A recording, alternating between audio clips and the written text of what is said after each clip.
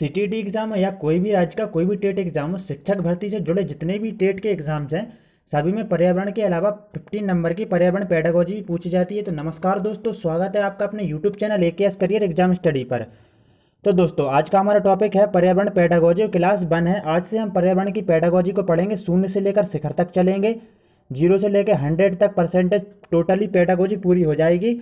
जितनी भी वीडियो आएंगे उनको पढ़ना ना भूलें। तो दोस्तों वीडियो शुरू करने से पहले आप सभी लोगों से एक छोटी सी रिक्वेस्ट है कि हमारे चैनल को सब्सक्राइब करो, साथ ही साथ लाइक करें और अपने व्हाट्सएप ग्रुप में शेयर करें और साथ ही बेल आइकन को दबाना ना भूलें, क्योंकि आपको जब आप बेल आइकन को दबाएंगे तभी आपको नेक्स्ट वीडियो की नोटिफिकेशन मिलेगी। तो दोस्तों पर्यावरण से संबंधित जितने भी, जैसे कि पर्यावरण का महत्व हो गया, कब से पर्यावरण अध्यापन स्टार्ट हुआ है, एनसीईएफ के थ्रू सब कुछ पढ़ेंगे, अर्थ जानेंगे, संकल्पना जानेंगे। तो आप बने रहिए हमारे साथ और कॉपी पेन उठाइए, नोट कीजिए। चलिए दोस्तों स्टार्ट करते हैं पर्यावरण की पेडागोजी को। पर्यावरण अध्ययन का अध्यापन राष्ट्रीय पाठ्यचर्या समिति ने सन 1975 के नीतिगत दस्तावेज 10 वर्षीय स्कूल के लिए पाठ्यक्रमिक रूपरेखा अर्थात the curriculum for the 10 year school of framework में सिफारिश की थी कि एक एकल विषय पर्यावरण अध्यापन का प्राथमिक स्तर पर पढ़ाया जाना चाहिए। दोस्तों जो पर्यावरण का अध्यापन कार्य है वह कब से स्टार्ट हुआ? तो सन 1975 से। वो काफ़ी इंपॉर्टेंट है दोस्तों, याद रखना। और किसने किया था? राष्ट्रीय पाठ्यचर्या समिति ने सन 1975 ने। वह क्या कहती है? वह कहती है कि उसने सिफारिश की थी कि एकल विषय पर्यावरण अध्यापन प्राथमिक स्तर पर पढ़ाया जाना चाहिए। पर्यावरण अध्ययन है उसे एकल विषय के रूप में प्राथमिक स्तर पर पढ़ाया जाना चाहिए। प्राथमिक स्तर कौन सा होता है दोस्तों?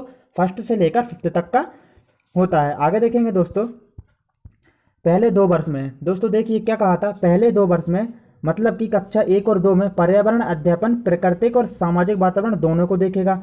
दोस्तों क्या कहा गया था कि जो पहले 2 वर्ष का यहाँ पर मतलब है कक्षा 1 और कक्षा 2 से। तो उसमें जो पर्यावरण अध्यापन विषय था ना, वह प्राकृतिक और सामाजिक वातावरण दोनों को देखेगा। और जबकि 3 से लेकर 4, यहाँ पर 4 या फिर 5 भी हो सकता है, कक्षा 3 और 5, 3 से लेकर 5 में सामाजिक अध्ययन और सामान्य विज्ञान के लिए अलग अलग से ईवीएस पार्ट 1 और ईवीएस पार्ट 2 होंगे। देखिए दोस्तों क्या कहा गया था, कक्षा और 1 और 2 में क्या हुआ था, जो पर्यावरण अध्ययन है ना, वही प्राकृतिक और सामाजिक वातावरण दोनों को देखेगा। लेकिन 3 से लेकर 5 तक की जो कक्षाएं थी उसमें जो पर्यावरण के 2 पार्ट बना दिए गए थे, ईवीएस पार्ट 1 और ईवीएस पार्ट 2, जिसमें सामाजिक अध्ययन और सामान्य विज्ञान को देखा जाएगा। ये काफ़ी इतना इंपॉर्टेंट नहीं है, लेकिन दोस्तों इसको एक बार पढ़ लेना। आगे देखेंगे राष्ट्रीय शिक्षा नीति, काफ़ी इंपॉर्टेंट है दोस्तों, अपनी कॉपी में नोट करना और 3 स्टार लगाना। यहाँ से सीधा प्रश्न बनता है। राष्ट्रीय शिक्षा नीति, जिसको क्या बोला जाता है, नेशनल पॉलिसी ऑफ एजुकेशन, सन 1986 1986 और राष्ट्रीय पाठ्यचर्या की रूपरेखा एनसीईएफ का फुल फॉर्म है नेशनल करिकुलम फ्रेमवर्क। 1988 में ही प्राथमिक स्तर पर पर्यावरण अध्ययन का शिक्षण के लिए यह दृष्टिकोण प्रस्तुत किया। देखिए दोस्तों क्या हुआ था, भारत की राष्ट्रीय शिक्षा नीति थी वह सन 1986 में आई थी। कब आई थी? 1986 में आई थी। और वहीं बात करें राष्ट्रीय पाठ्यचर्या की रूपरेखा, तो कब आई थी? 1988 में आई थी। एक तो आई थी 1975 में और एक आ गई कब? 1988 में दोस्तों। तो उसने भी यही दृष्टिकोण प्रस्तुत किया कि जो प्राथमिक स्तर पर पर्यावरण अध्ययन का शिक्षण के लिए मतलब पढ़ाया जाना चाहिए। और उसने क्या दृष्टिकोण प्रस्तुत किया देखेंगे। उसके बाद में दोस्तों जो एनसीईएफ है, एनसीईएफ का फुल फॉर्म आ जाता है कि नेशनल करिकुलम फ्रेमवर्क। इसका फुल फॉर्म है एनसीईएफ का क्या है दोस्तों? National curriculum framework. देखेंगे दोस्तों सन 2000 में सिफारिश की थी कि पर्यावरण अध्ययन को एक एकीकृत पाठ्यक्रम के रूप में पढ़ाया जाए। देखिए दोस्तों क्या है, एनसीईएफ 2000 में क्या सिफारिश की गई थी? सिफारिश की थी कि जो पर्यावरण अध्ययन है उसके अध्यापन को एक एकीकृत पाठ्यक्रम के रूप में पढ़ाया जाए। कैसा पढ़ाया जाए दोस्तों? एकीकृत। काफ़ी इंपॉर्टेंट है, बार बार इसीलिए कह रहा हूँ दोस्तों, क्योंकि सीधा क्वेश्चन बन जाता है कि किस एनसीईएफ ने पर्यावरण को एकीकृत पाठ्यक्रम रूप में पढ़ाए जाने की सिफारिश की थी? तो दोस्तों नेशनल करिकुलम फ्रेमवर्क, राष्ट्रीय पाठ्यचर्या की रूपरेखा 2000 ने। ठीक है दोस्तों, मैं आशा करता हूँ कि आप अच्छे से समझ रहे होंगे। देखेंगे एनसीईएफ 2000 में सिफारिश की थी कि पर्यावरण अध्ययन को एक एकीकृत पाठ्यक्रम के रूप में पढ़ाया जाए। प्राथमिक स्तर कक्षा 3 से लेकर 4 या 3 से लेकर 5 पर विज्ञान और सामाजिक अध्ययन के लिए अलग अलग विषय ना पढ़ाए जाएं। देखिए दोस्तों क्या कहा गया था, पहले जब हमने देखा था सन 1975 में, तो कक्षा 1 और कक्षा 2 के लिए तो जो पर्यावरण अध्ययन था वह एकल ही विषय रहेगा, मतलब उसमें प्राकृतिक और सामाजिक वातावरण जुड़ जाएंगे। लेकिन वहाँ पर कहा गया था कि 3 से लेकर 4 या माने 5, 3 से लेकर 5वीं कक्षा तक क्या था, पर्यावरण के 2 पार्ट कर दिए थे, ईवीएस पार्ट 1 और ईवीएस पार्ट 2। ईवीएस पार्ट 1 में क्या रख दिया गया था? सामान्य विज्ञान और सामाजिक विज्ञान। लेकिन दोस्तों सन 2000 की जो रूपरेखा आई उसने क्या कहा कि जो 3 से लेकर 5 तक जो पर्यावरण है उसमें विज्ञान और समाज विज्ञान को एक साथ पढ़ाया जाए, अलग अलग होकर ना पढ़ाया जाए, एक साथ पढ़ाया जाए। यदि दोस्तों क्वेश्चन इस प्रकार से आ जाए, वह एनसीएफ कौन सा है जिसने सामाजिक अध्ययन और विज्ञान को अलग अलग ना पढ़ाने पर मतलब एक साथ पढ़ाए जाने की सिफारिश की, तो वह कौन सा है? तो वह हमारा हो जाएगा नेशनल करिकुलम फ्रेमवर्क 2000, मतलब कि 2000, एनसीएफ 2000। दोस्तों एक बात और, वर्तमान एनसीएफ 2005 में, वर्तमान में जो एनसीएफ लागू है वह कब का है? तो दोस्तों 2005 में लागू हुआ था, वही प्रेजेंट टाइम में चल रहा है। दोस्तों वर्तमान एनसीएफ 2005 में पर्यावरण अध्ययन के लिए एकीकृत दृष्टिकोण को निरंतर आगे मजबूत बनाने का आह्वान किया। दोस्तों क्या है कि एनसीएफ 2000 ने क्या कहा कि सामाजिक विज्ञान और जो विज्ञान है उसको अलग से ना पढ़ाकर एक साथ पढ़ाया जाए, उसने तो सिफारिश की, लेकिन दोस्तों लागू किसने किया? एनसीएफ 2005 ने। यदि इस प्रकार का प्रश्न आ जाए कि सामाजिक विज्ञान और विज्ञान को एकीकृत विषय के रूप में पढ़ाया, मतलब किस एनसीएफ के अंतर्गत पढ़ाया जाता है, तो दोस्तों सन कौन सा है? एनसीएफ 2005 है। काफ़ी इंपॉर्टेंट है दोस्तों। एनसीएफ 2005 की वीडियो भी आ जाएगी दोस्तों 1-2 दिन में, बिल्कुल भी टेंशन ना लें, आराम से पढ़ेंगे, अच्छे से पढ़ेंगे। अब दोस्तों पर्यावरण का अर्थ जानेंगे। मैं आशा करता हूं कि आप सभी लोग यहां से समझ गए होंगे। पर्यावरण का अर्थ देखते हैं। पर्यावरण का अर्थ जानने से पहले मैं एक बार और आपको इस चीज़ का रिवाइज करा देता हूं। दोस्तों जो पर्यावरण का अध्यापन था वह कब से स्टार्ट हुआ था? दोस्तों वह हुआ था सन 1975 से। कब से हुआ था दोस्तों? सन 1975 से। 1975 से। तो क्या कहा गया था? कक्षा 1 और 2 में जो पर्यावरण है एकल विषय के रूप में ही पढ़ाया जाएगा, लेकिन 3 से लेकर 5 तक या चौथी कक्षा तक क्या कहा गया था कि सामाजिक जो अध्ययन और विज्ञान है ना वह अलग अलग टॉपिक होगा। लेकिन दोस्तों सन 1986 और 1988 का, सन 1986 की जो राष्ट्रीय शिक्षा नीति थी, कब आई थी दोस्तों? राष्ट्रीय शिक्षा नीति 1986 में। और जो एनसीएफ था एक 1988 में आया था। उन्होंने क्या दृष्टिकोण रखा? सन 2000 का देखेंगे अब कि सन 2000 में कहा गया कि पहले 1 से लेकर 2 तक तो सन 1975 में कहा ही गया था कि पर्यावरण को एकल विषय के रूप में पढ़ाएंगे, लेकिन दोस्तों 3 से लेकर 5 तक सिफारिश किसने की थी कि अलग अलग ना पढ़ाया जाए सामाजिक अध्ययन और विज्ञान को? तो वह एनसीएफ 2000 ही है, याद रखना दोस्तों। और वहीं बात करें एनसीएफ 2005 की, 2005 की, एनसीएफ का फुल फॉर्म बार बार बताऊंगा, नेशनल करिकुलम फ्रेमवर्क आ जाता है दोस्तों।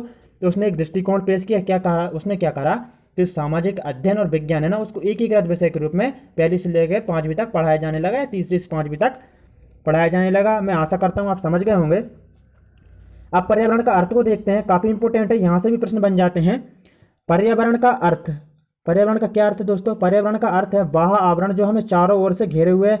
आप पहली से लेकर 12वीं तक या जो भी क्लास तक अभी पढ़ रहे हैं यही पढ़ते हुए आ रहे हैं कि पर्यावरण वह है जो हमें चारों ओर से घेरे हुए हैं। तो बिल्कुल सही बात है दोस्तों। हमारे चारों ओर जंगल हो, नदी हो, पहाड़ हो, पेड़ पौधे हो, जो भी हैं ये सभी पर्यावरण ही है। क्या है दोस्तों? पर्यावरण ही है। तो अतः पर्यावरण से अभिप्राय उन सभी भौतिक दशाओं तथा तथ्यों से लिया जाता है जो हमें चारों ओर से घेरे हुए हैं। बिल्कुल दोस्तों, आज आपके आसपास यदि कोई नदी है, कोई पेड़ पौधे हैं, जंगल है, पहाड़ है, पर्वत है, ये सभी क्या है? ये आपका पर्यावरण ही है। आसपास का क्या है? एनवायरनमेंट है दोस्तों। पर्यावरण शिक्षा निरंतर चलने वाली प्रक्रिया है, अतः प्राथमिक स्तर से ही इसका शिक्षण आवश्यक है। बिल्कुल दोस्तों, क्या कह रहा है? कह रहा है कि पर्यावरण शिक्षा निरंतर चलने वाली प्रक्रिया है। बिल्कुल है दोस्तों, अतः प्राथमिक स्तर से इसका शिक्षण आवश्यक है। सही बात है दोस्तों। यदि प्राथमिक स्तर से ही बच्चों को पर्यावरण की शिक्षा नहीं दी जाएगी तो क्या होगा? वह पर्यावरण के प्रति जागरूक नहीं होंगे, प्रदूषण फैलाएंगे। प्रदूषण फैलाएंगे तो क्या होगा? जीना मुश्किल होगा। तो यह बिल्कुल जाहिर सी बात है कि पर्यावरण शिक्षा निरंतर चलनी चाहिए और क्या होना चाहिए? प्राथमिक स्तर से ही इसका शिक्षण आवश्यक है। पर्यावरण अध्ययन की संकल्पना को देखेंगे दोस्तों, काफ़ी इंपॉर्टेंट टॉपिक है, यहाँ से प्रश्न आ जाते हैं। इसलिए मैं आपसे बार बार कहूँगा कि कॉपी पेन उठाइए, नोट कीजिए, क्योंकि दोस्तों ये पर्यावरण पेडागोजी है, कोई ऑप्शन वाले क्वेश्चन नहीं है जो आप इनको एक बार पढ़ लेंगे तो याद हो जाएंगे। आप अपनी कॉपी में एक बार नोट कर लीजिए दोस्तों, बार बार नोट्स बनाने की जरूरत नहीं पड़ेगी। जितने रंगीन नोट्स होंगे उतने अच्छे से स्टडी होगी। आगे देखेंगे दोस्तों पर्यावरण की संकल्पना में क्या पॉइंट्स है, देखेंगे दोस्तों। बच्चों को प्राकृतिक, सामाजिक और सांस्कृतिक वातावरण के बीच संबंधों का पता लगाने और उन्हें समझने की प्रशिक्षित करना चाहिए। बिल्कुल दोस्तों, क्या बात है कि जो बच्चे रहते हैं उनको प्राकृतिक और सामाजिक, सामाजिक का मतलब हो जाएगा जैसे कि समाज में रहकर, और सांस्कृतिक जैसे कि धर्म, रीति रिवाज इत्यादि सभी वातावरण में बीच में बच्चों को रखना चाहिए। और वह क्या करेंगे? उन संबंधों को पता लगाएंगे और उन्हें समझने के लिए कोशिश करेंगे। तो इससे क्या होगा? वह प्रशिक्षित होंगे। ठीक है दोस्तों, तो क्या हो जाएगा? वह प्राकृतिक, सामाजिक और सांस्कृतिक वातावरण के बीच संबंधों को पता लगाएंगे और क्या होगा? वह शिक्षित होंगे। तो इससे क्या होगा? वह पर्यावरण के प्रति जागरूक होंगे।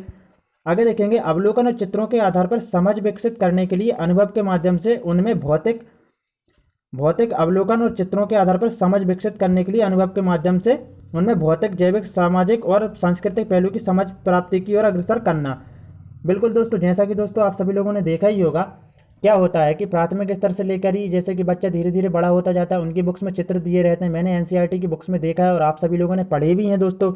तो क्या होता है, जो बच्चे रहते हैं उनकी बुक्स में चित्र रहते हैं, तो उससे क्या होता है, वह उसके अवलोकन करते हैं, समझ विकसित होती है। इससे क्या होता है, अनुभव के माध्यम से उनमें क्या होता है, भौतिक, जैविक, सामाजिक और सांस्कृतिक पहलू की क्या होता है, समझ विकसित होती है, जिससे क्या होता है, पर्यावरण के प्रति जागरूक होते हैं। अब देखना दोस्तों, नेक्स्ट पॉइंट क्या है, बच्चों को सामाजिक घटनाओं के प्रति जिज्ञासु बनाने हेतु संख्यात्मक क्षमता पैदा करने के लिए परिवार से शुरुआत करें, पूरे पूरे संसार की समझ विकसित करते हुए आगे बढ़ाना। बिल्कुल सही बात है दोस्तों। क्या होता है, क्या कह रहा है पॉइंट, बच्चों को सामाजिक घटनाओं के प्रति जिज्ञासु। सामाजिक घटना के प्रति जिज्ञासु कैसे दोस्तों, सबसे पहले तो आप जिज्ञासु का अर्थ जान लीजिए। जैसे कि एक बच्चा है, मान लीजिए वह अपने पापा मम्मी से तरह तरह के प्रश्न करता है, तो वह एक जिज्ञासु ही है। तो बच्चों को सामाजिक घटनाओं के प्रति जिज्ञासु बनाना चाहिए। और क्या होना चाहिए, संख्यात्मक क्षमता पैदा करने के लिए पहले, सबसे पहले क्या है दोस्तों, एक बच्चा बड़ा होता है तो सबसे पहले उसे परिवार में ही सिखाना चाहिए, उसकी सामाजिक घटना के प्रति उसे जिज्ञासु परिवार में ही बनाना चाहिए। फिर उसके बाद क्या करना चाहिए, पूरे संसार की समझ विकसित करते हुए उसे आगे बढ़ाना चाहिए। काफ़ी इंपॉर्टेंट टॉपिक है दोस्तों, याद रखना। पर्यावरण के मुद्दों के बारे में जागरूकता विकसित करना। बिल्कुल दोस्तों, यदि आप बच्चे को बचपन से ही लेकर यदि पर्यावरण के मुद्दों के प्रति जागरूक नहीं करोगे तो क्या होगा दोस्तों, वह पर्यावरण के प्रति जागरूक नहीं होगा, और जागरूक नहीं होगा तो पर्यावरण का क्या बुरा असर होगा, पर्यावरण पर उसका बुरा असर होगा। तो दोस्तों यहाँ पर यही कहा गया है कि पर्यावरण के मुद्दों के बारे में जागरूकता विकसित करना चाहिए। जैसे कि दोस्तों आज आपने देखे ही होंगे, टीवी में तरह तरह के एड्स आते हैं, पोस्टर छपते हैं, पर्यावरण के प्रति क्या है, ये सब जागरूकता ही फैलाई जा रही है। नेक्स्ट देखेंगे, बुनियादी संख्यात्मक और मनोप्रेरणा कौशल प्राप्त करने के लिए बच्चों को खोजपूर्ण और हाथों की गतिविधियों में संलग्न करना, अर्थात अवलोकन, वर्गीकरण आदि द्वारा। बिल्कुल दोस्तों, देखना दोस्तों पॉइंट क्या कह रहा है, पॉइंट कह रहा है कि बुनियादी संख्यात्मक मनोप्रेरणा कौशल प्राप्त करने के लिए कोई भी बच्चा हो, यदि वह कुछ भी चीज़ खोज करके सीखता है तो वह काफ़ी इंपॉर्टेंट होता है और स्थायी होता है, उसकी स्मृति में, यानी कि उसके माइंड में वह सेट हो जाता है। तो यहाँ पर यही बात कही जा रही है कि बुनियादी संख्यात्मक और मनोप्रेरणा कौशल प्राप्त करने के लिए बच्चों को खोजपूर्ण और हाथों की गतिविधियों में संलग्न करना, अर्थात अवलोकन, वर्गीकरण आदि द्वारा। जैसे कि हम उसे पर्यावरण की कोई एक्टिविटी दे सकते हैं, जैसे कि मान लीजिए उनको पौधे लगाने के लिए कहा गया, अब वह उनके खोज कर रहे हैं किस प्रकार से पौधा लगाया जाता है, कौन सा बीज किस पौधे का है, ये सब खोजपूर्ण से संबंधित है। तो वह क्या एक गतिविधि के तौर पर कराया जाना चाहिए, जिससे वह बोर भी नहीं होंगे। तो क्या होगा, वह उसमें संलग्न होंगे। जब जैसे जैसे वह पौधे को लगाएंगे वह बड़ा होगा, उसके बारे में अवलोकन करेंगे, तरह तरह के पौधे लगाएंगे, वर्गीकरण होगा कि यह आम का पेड़ है, यह जामुन का पेड़ है, यह बेर का पेड़ है। इस प्रकार से क्या होगा, उनमें खोजपूर्ण जो शक्ति रहती है वह विकसित होगी, अवलोकन विकसित होगा, वर्गीकरण विकसित होगा। तो दोस्तों यही तो बच्चे को करवाना है, पर्यावरण के प्रति तो जागरूक बनाना है। विभिन्न प्रकार के पर्यावरणीय मुद्दे, जैसे कि लिंग भेद। जैसे कि लिंग भेद क्या होता है दोस्तों, लड़का लड़की में अंतर करना। तरह तरह की बुकों में आपने देखा होगा, लिंग भेद से संबंधित कहा जाता है नारी शक्ति जिंदाबाद। लड़की, जैसे कि लड़के को, जो एक पुरुष रहता है उसको घर के कामों में हाथ बटाना चाहिए। इस प्रकार से इस लिंग भेद को समाप्त करने की क्या कोशिश की जा रही है। तो यह जागरूकता, लिंग भेद हो गया। उत्पीड़न के मुद्दे, प्रदूषण, जैसे कि दोस्तों आज प्रदूषण कितना बढ़ रहा है, वायु प्रदूषण हो गया। इंडिया में तो मिशन भी चलाया जा रहा है कि जैसे कि क्लीन इंडिया, आप सभी लोगों को पता ही है। अनैतिक व्यवहार, जैसे कि एक बच्चा छोटा रहता है, यदि आप उसे पर्यावरण के प्रति, सामाजिक पर्यावरण के प्रति जागरूक नहीं करेंगे तो क्या होगा, वह अनैतिक व्यवहार करेगा, जिससे उसके स्वास्थ्य पर बुरा असर पड़ेगा। आदि को मूर्त घटनाओं से संबंधित कर उन्हें समझाने की क्षमता का विकास करना, ताकि उन्हें मानवीय अधिकार और समानता और न्याय मूल्यों के लिए सम्मान विकसित हो। दोस्तों देखना, ये पॉइंट क्या कह रहा है कि बच्चों को क्या करना चाहिए। बच्चे छोटे रहते हैं तो वह अमूर्त चीज़ों में नहीं समझ पाते। अमूर्त चीज़ क्या होता है दोस्तों, मान लीजिए आप छोटा बच्चा है और उसको आप कुछ भी, जैसे कि उसने कभी पेन नहीं देखा और आप उसे पेन के बारे में बता रहे तो वह समझ नहीं पाएगा। तो यहाँ पर यही कहा जा रहा है कि एक बच्चे को मूर्त घटनाओं, जैसे कि मान लीजिए आप एक कोई नाटक प्रस्तुत कीजिए जिसमें कि नारी को, मतलब कि नारी जो लड़की रहती है उसको प्राथमिकता दी गई हो, तो इससे बच्चा क्या होगा, जागरूक होगा, लिंग भेद नहीं करेगा। उत्पीड़न के मुद्दे, कहीं पर यदि पीड़ित हो रही हो तो वहाँ पर मतलब अपन एक ऐसा कर सकते हैं कि उनको न्याय दिलाया जा रहा है, तो उससे जागरूक होगा। प्रदूषण, बच्चे को बताया जाए, मूर्त घटनाएं कराई जाए, जैसे कि कहीं छिलका पड़ा है उसको उठा के डस्टबिन में डाला जाए। तो इससे दोस्तों क्या होगा, जो बच्चा रहता है वह देखेगा, उसके बड़े बुजुर्गों को देखेगा कि जो प्रदूषण है वह हमारे बड़े बुजुर्ग मतलब जैसे कचरा इकट्ठा कर रहे हैं, प्रदूषण नहीं फैला रहे, तो बच्चा भी प्रदूषण के प्रति क्या होगा, जागरूक होगा। अनैतिक व्यवहार, समाज में अनैतिक व्यवहार नहीं करना चाहिए। जैसे देखना दोस्तों क्या होता है, जब बच्चा छोटा रहता है तो अपने बड़ों से अनुकरण करके ही वह सीखता है। तो दोस्तों ध्यान रहे, जो बच्चा छोटा रहता है तो हमें अपने परिवार में घुल मिल कर रहना चाहिए, प्यार से रहना चाहिए, लड़ाई झगड़े नहीं करना चाहिए। जैसा अपन लोग करते हैं, हम लोग करते हैं, वही असर हमारे जो बच्चे रहते हैं छोटे उन पर पड़ता है। तो यहाँ पर यही कहा जा रहा है, बच्चे को मूर्त घटनाओं के माध्यम से पर्यावरण के प्रति, सामाजिक पर्यावरण हो, सांस्कृतिक पर्यावरण हो, प्रदूषण हो, जो भी हो, मूर्त घटनाओं के से संबंधित करके उसको जागरूक करना चाहिए। नेक्स्ट देखेंगे, उन्हें इस योग्य बनाने की समानता, न्याय, मानव की गरिमा और अपने अधिकारों संबंधी मुद्दों को हल करने में सक्षम हो। बिल्कुल दोस्तों, इस प्रकार से भी उनको न्याय संबंधी, मतलब कि ऐसा है दोस्तों कि यदि हम, जैसा कि मैंने अभी आपको बताया, परिवार में यदि अपन घुल मिल के प्यार से रहेंगे तो बच्चे भी वैसा ही करेंगे। तो यहाँ पर यही कहा जा रहा है, पर्यावरण संरक्षण क्यों आवश्यक है, प्रदूषण क्या है, इसका समाधान कैसे हो सकता है, इन प्रश्नों के उत्तर की समझ विकसित करने के लिए पर्यावरण अध्ययन को प्राथमिक स्तर पर शामिल किया जाना चाहिए। दोस्तों देखिए, वही बात कही जा रही है यहाँ पर। क्या कहा जा रहा है कि एक बच्चा छोटा रहता है, उसको प्रदूषण के बारे में पता ही नहीं रहता, पर्यावरण संरक्षण क्या है इसके बारे में नहीं पता रहता है। तो बस यहाँ पर यही बात कही जा रही है कि, और एनसीएफ भी इसलिए लाए गए हैं कि बच्चे को प्राथमिक स्तर से ही, प्राथमिक स्तर से लेकर ही 0 से लेकर शिखर तक की उसे पर्यावरण जो अध्ययन रहता है उसके बारे में उसे जागरूक करना चाहिए। और पर्यावरण जो टॉपिक है, विषय है, उसको पढ़ाया जाना चाहिए। कब से? प्राथमिक स्तर से ही। तो दोस्तों इससे क्या होगा, वह प्रदूषण के बारे में जानेगा, पर्यावरण संरक्षण के बारे में जानेगा। जब एक बच्चा प्रदूषण के बारे में जानेगा तो क्या होगा, प्रदूषण के प्रति जागरूक होगा, वह प्रदूषण नहीं करेगा और साथ साथ में पर्यावरण का संरक्षण करेगा। आगे देखेंगे, पर्यावरण को किसी प्रकार की हानि ना हो, इसलिए इससे संबंधित अच्छी आदतों का विकास करने हेतु पर्यावरण अध्ययन आवश्यक है। बिल्कुल दोस्तों, यहाँ पे सही बात कही गई है कि प्राथमिक स्तर पर इस प्रकार की बुक अवेलेबल सरकार कराती है कि जिसमें अच्छी बातें हों, बच्चे पर्यावरण के प्रति क्या हो, जागरूक हों, पर्यावरण को कोई हानि ना हो, हानि से क्या क्या नुकसान होते हैं इत्यादि सभी के बारे में दिया रहता है, जिससे बच्चे क्या होते हैं, पर्यावरण के प्रति जागरूक होते हैं। और जब बच्चे जागरूक होते हैं तो वह पर्यावरण को हानि नहीं पहुंचाते हैं, प्रदूषण भी नहीं करते हैं। तो प्राथमिक स्तर पर बच्चों की जो बुक्स हैं उनमें पर्यावरण जागरूक से संबंधित मुद्दे होना चाहिए। पर्यावरण अध्ययन विषय को बाल केंद्रित में एकीकृत करने के लिए इसमें लगभग 6 सामान्य विषयों का समावेश किया गया है, जो इस प्रकार है। देखिए दोस्तों, क्या होता है, मान लीजिए एक विषय है पर्यावरण का और प्राथमिक स्तर पर उसे रख दिया। मान लीजिए वह विषय 12th क्लास के स्टूडेंट का है और प्राथमिक स्तर पर पढ़ाया जा रहा है, तो यह तो गलत बात है। वह बच्चा तो छोटा है, पहली से लेकर दूसरी या 5वीं तक का बच्चा, वह 12th की बुक से संबंधित जो भी टॉपिक है वह कैसे समझ पाएगा। तो पर्यावरण अध्ययन विषय को बाल केंद्रित का मतलब रहता है यदि बच्चा दूसरी कक्षा का है तो उसी से संबंधित मुद्दे हों। ऐसा नहीं है कि अलग से मुद्दे उसमें रख दिए हों। एकीकृत मतलब कि जैसे कि सामान्य विज्ञान और सामाजिक विज्ञान इन दोनों को एकीकृत करके पढ़ाया जाए। इन सबको करने के लिए मतलब कि पर्यावरण जो अध्ययन है उसको बाल केंद्रित एवं एकीकृत बनाने के लिए 6 सामान्य विषयों का समावेश किया गया है। काफ़ी इंपॉर्टेंट है दोस्तों, इनको याद रखना, कॉपी में नोट कर लेना। देखेंगे वह 6 इंपॉर्टेंट कौन से टॉपिक हैं। एक तो हो जाएगा परिवार और मित्र, दूसरा हो जाएगा भोजन, काफ़ी इंपॉर्टेंट है दोस्तों। सीधा क्वेश्चन बन जाता है कि जो पर्यावरण अध्ययन है उसको बाल केंद्रित करने के लिए जो 6 सामान्य विषयों को शामिल किया गया है वह कौन कौन से हैं।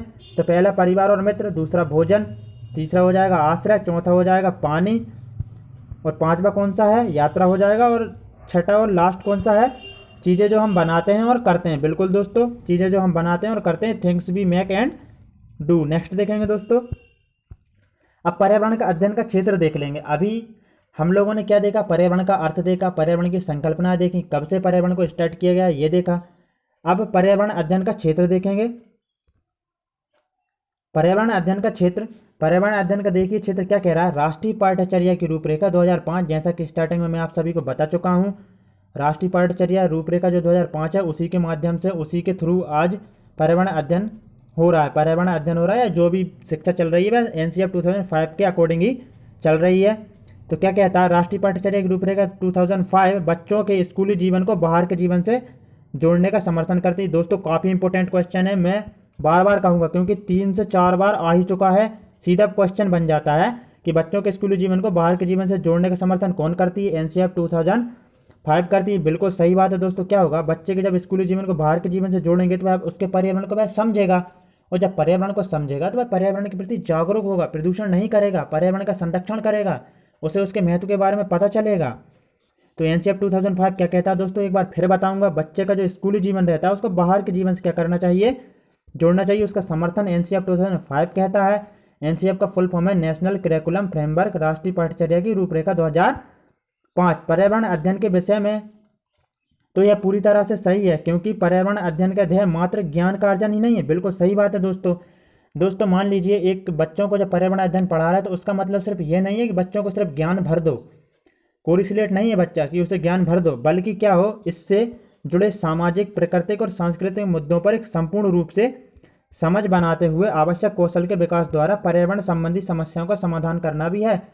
बिल्कुल दोस्तों, बच्चा प्राथमिक स्तर से पढ़ रहा है, उसको पर्यावरण जो विषय रहता है उसका एकमात्र अध्ययन उसको ज्ञान उपलब्ध कराना ही नहीं है, बल्कि पर्यावरण से संबंधित जितने भी सामाजिक हो गए, सांस्कृतिक हो गए, जितने भी सामाजिक मुद्दे हैं उन सभी को उसको समझ विकसित कराना, ताकि वह पर्यावरण के प्रति क्या हो, जागरूक हो। यह पर्यावरण विषय के अध्ययन का क्या है, एक ध्येय है। आगे देखेंगे, पर्यावरण अध्ययन में पर्यावरण विज्ञान एवं सामाजिक विज्ञान का समावेश है। बिल्कुल है दोस्तों, यदि क्वेश्चन बन जाए पर्यावरण अध्ययन में कौन कौन से विषय का समावेश है, तो दोस्तों सामाजिक विज्ञान और पर्यावरण विज्ञान का समावेश है। यह इन विषयों के सार को संकलित करके प्राकृतिक वातावरण तथा उनके भौतिक, रासायनिक एवं जैविक तत्व की पारस्परिक क्रियाओं को व्यवस्थित रूप से समझाने तथा संचालित करने में सहायता करता है। दोस्तों मैं आसानी से समझा देता हूँ आपको। क्या है, सामाजिक वातावरण जो सामाजिक अध्ययन और विज्ञान है, दोनों का समावेश से क्या होता है, बच्चा पर्यावरण के प्रति जागरूक होता है। तो यहाँ पर यही बात कही गई है, ज़्यादा सोचने की जरूरत नहीं है।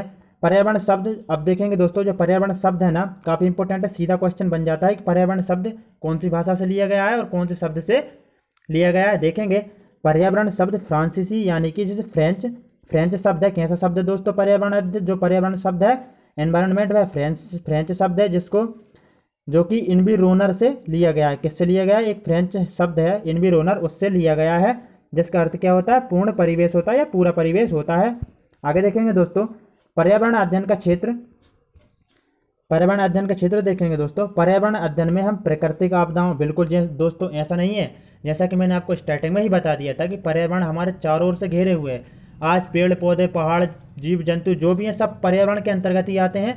तो यहाँ पर यही बात कही जा रही है, पर्यावरण अध्ययन में हम प्राकृतिक आपदाओं, बिल्कुल दोस्तों, जैसे कि बाढ़, भूकंप, भूस्खलन, चक्रवात, आंधी के कारण एवं परिणाम को समझने में प्रदूषण के प्रभाव की कम करने के उपाय का अध्ययन करते हैं। बिल्कुल दोस्तों, क्या होता है, पर्यावरण जो अध्ययन का विषय है उसमें हमारे चारों ओर बाढ़, भूकंप, जितनी भी प्राकृतिक आपदाएं सभी का अध्ययन करते हैं और बच्चों को भी इनके प्रति जागरूक करते हैं, किस प्रकार से बचना है, किस प्रकार के कार्य ना करें ताकि इस प्रकार की आपदाएं ना आए।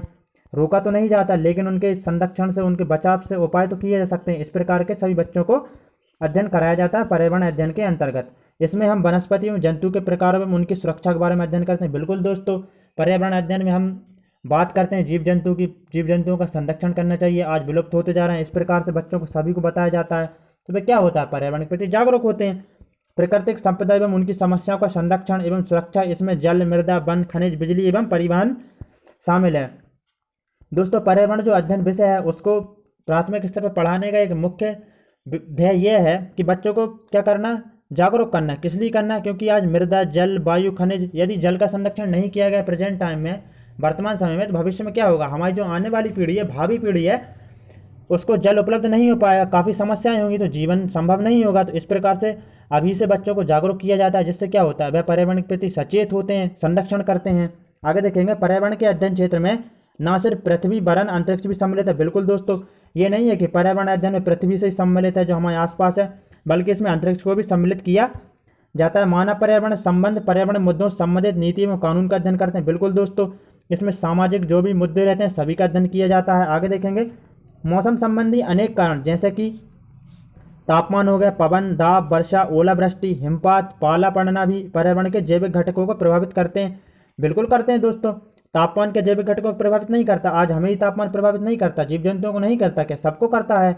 पवन, दाब, वर्षा, सभी चीज़ें जो जैविक घटक रहते हैं सभी को प्रभावित करते हैं। जलवायु परिवर्तन के कारण आज अनेकों समस्याएं हमारे सामने प्रकट हो रही हैं, जिन्हें समझने तथा उनके निवारण हेतु मौसम विज्ञान के बारे में हम पर्यावरण अध्ययन में पढ़ाते हैं। बिल्कुल दोस्तों, यहाँ पर वही बात कही जा रही है, आज मानव के सामने एक बहुत बड़ी समस्या सामने आ चुकी, किस प्रकार की, जलवायु परिवर्तन। जलवायु परिवर्तन क्या है, वही ग्रीन हाउस प्रभाव है। इससे संबंधित भी एक वीडियो आ जाएगी दोस्तों, उसको भी देख लेना।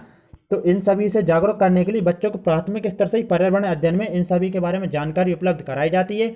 बच्चों से कहा जाता है ग्रीन हाउस प्रभाव ज़्यादा ना हो, CO2 का उत्सर्जन, जैसे कि बच्चों को सभी प्रकार की जानकारी दी जाती है कि किस प्रकार से प्रदूषण होता है, हम क्या ना करें, किस प्रकार से पर्यावरण का संरक्षण कर सकते हैं। इस प्रकार की जानकारी बच्चों को पहली से लेकर 5वीं तक के जो पर्यावरण अध्ययन विषय है उसमें दी जाती है। तो इसलिए प्राथमिक स्तर पर पर्यावरण अध्ययन पढ़ाने के लिए इतना जोर दिया जा रहा है। आगे देखेंगे, पर्यावरण का क्षेत्र काफ़ी व्यापक होता है, बिल्कुल होता है दोस्तों। पर्यावरण अध्ययन को 3 व्यापक नियमों के अनुसार संचालित किया जाता है। देखेंगे 8 पर्यावरण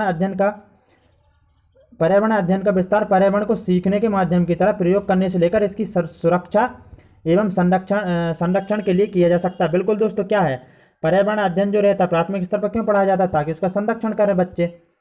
आगे देखेंगे दोस्तों, पर्यावरण अध्ययन का क्षेत्र सिर्फ बच्चों को अपने पर्यावरण की खोज करके साझा नहीं करता है, बल्कि पर्यावरण अध्ययन का महत्व बल्कि क्या करता है, वह उनको जागरूक भी करता है दोस्तों। आगे देखेंगे पर्यावरण अध्ययन का महत्व और है दोस्तों, इसको और देख लेंगे। पर्यावरण अध्ययन का महत्व में एकीकृत पर्यावरण देखेंगे। पर्यावरण अध्ययन अपने आप में अलग से कोई विषय नहीं है। इसके अंतर्गत विभिन्न विषयों सामाजिक अध्ययन, विज्ञान, पर्यावरण शिक्षा की अवधारणा का उपयोग करते हुए प्राथमिक कक्षाओं में इसकी आधारभूमि तैयार की जाती है। बिल्कुल दोस्तों, क्या कहा गया है, आज पर्यावरण जो है उसमें एक ही विषय का समावेश नहीं है, अनेकों विषयों का समावेश है। तो दोस्तों यहाँ पर यही बात कही जा रही है। आगे देखेंगे पर्यावरण अध्ययन का जो महत्व है, पर्यावरण अध्ययन अपने आप में अलग से कोई विषय नहीं है, हो चुकी है यह बात। तो दोस्तों पर्यावरण का जो अध्ययन का जो महत्व है थोड़ा सा देखा है, हम इसको और ज़्यादा आगे की जो क्लास रहेगी उसमें देख लेंगे दोस्तों। 5 से लेकर 6 वीडियो आएंगे जिसमें संपूर्ण पेडागोजी, जितनी भी पेडागोजी है पर्यावरण की सारी क्लियर हो जाएगी। तो दोस्तों आप सभी लोगों से एक छोटी सी रिक्वेस्ट है, वीडियो अच्छी लगी हो तो लाइक करें, सब्सक्राइब करें और साथ ही साथ अपने व्हाट्सएप ग्रुप में शेयर करें। जय हिंद दोस्तों, वंदे मातरम।